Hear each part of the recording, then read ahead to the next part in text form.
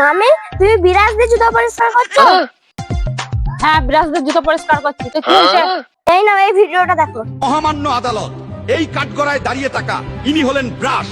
তিনি প্রতিদিন মানুষদের উপকার করে তাদের দাঁতগুলোকে পরিষ্কার রাখে, আর তিনি এই সমাজ সেবা করতে করতে তার জীবনটা পার করে দেয়। কিন্তু এই মানুষটা তাকে সম্মান দিতে জানে না। যখন তার বয়স হয়ে যায়, এই মানুষটা তাকে দিয়ে জুতা পরিষ্কার করে। তখন এই ব্রাশ ভাবে, আমি এত কষ্ট কাদের জন্য করলাম, আমাকে তো তারা কোনো সম্মানই দেয় না। তাই মহামান্য আদালত, আমি এই ব্রাশের ন্যায় বিচার চাই। Order order order. যেহেতু এই ব্রাশ মানুষের উপকার করেও তার সম্মান পায় নাই, তাই তার কাছ থেকে শুনি তিনি কি কি সম্মান চায়। ব্রাশ, বলেন আপনি। মানুষরা, তোমরা আমাকে কেন সম্মান দাও না? একটু চিন্তা করে দেখো, আমি না থাকলে তোমাদের দাঁতের কি হতো?